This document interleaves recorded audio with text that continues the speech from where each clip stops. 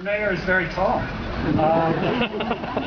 Isn't it great? We have a round of applause for her on her last day.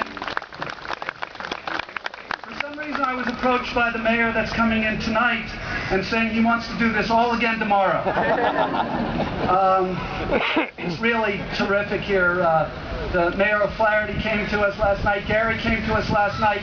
And we're talking a little bit about what we were going to do here today, and the speech I was going to make, and the speech the mayor was going to make, and they turned to what I was going to say, and apparently they heard a terrible rumor about the Kennedys of America, that sometimes we like to talk. And we like to talk particularly in front of a crowd. And sometimes the mayor implied that we talked for a little bit too long. So she gave me the speech that President Kennedy made 50 years ago. And I don't think I'm reading into this, but it's one page long. It's 7 paragraphs.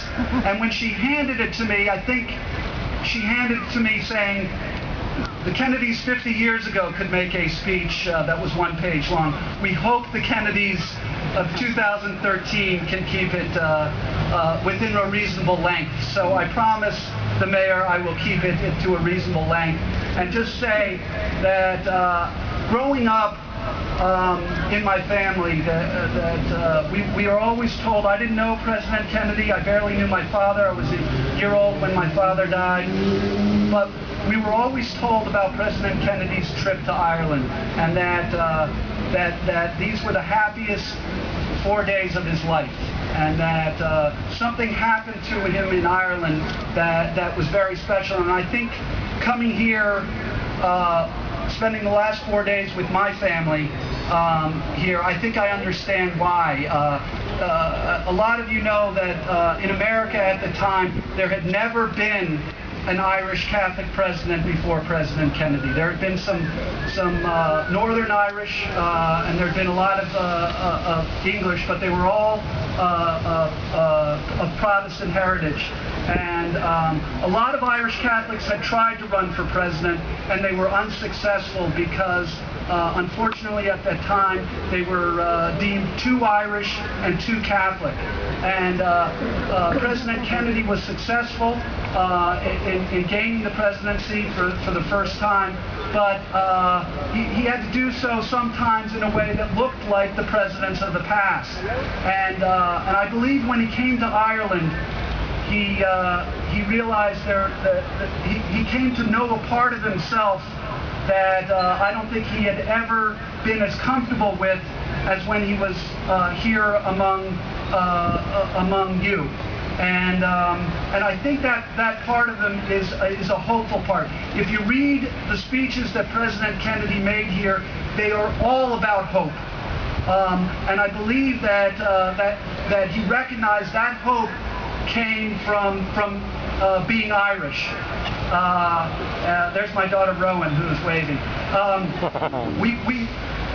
My family drove with a Galway taxi driver yesterday who had a lot of wisdom and a lot of things to tell us. But among the things, we were discussing the local economy, and he said, listen, the economy is as bad in Ireland as it is in Greece, but you don't hear about the economy in Ireland as much as Greece because we're not complaining about it.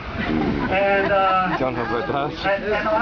took that to mean the same thing that President Kennedy discovered here is that there's part of us in America, there's part of you here that always looks on the bright side, and that things are, no matter how tragic our lives are, no matter how many bad things happen to us, the most important thing is the gifts that God gave us, which is all inside and all of who we are, and you can't take that away. And it has nothing to do with money, it has nothing to do with power, it has nothing to do with status.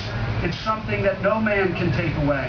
And it is the best parts of us. And I believe President Kennedy discovered the best part of himself in Ireland, and he vowed that he would come back here. Unfortunately, he was not able to because his life was cut short. And me and my family, and I'll just acknowledge them. We have Rowan, who's sitting up there on John Finley's head. My wife Molly, my oldest daughter Riley. I don't see Mickey. Okay, Mickey's already at the playground. I was describing the names of my children to an Irishman recently, and he said, "Oh, I love the name Riley. My favorite name is Riley." And then he said, "Mickey, oh, Mickey is a terrific name. My cousin's name was Mickey." And I said, "Rowan." He said, my aunt's name was Rowan when I was growing up, and I love the name Rowan." And then I said, "We have George," and he said, "Oh, you have an Englishman."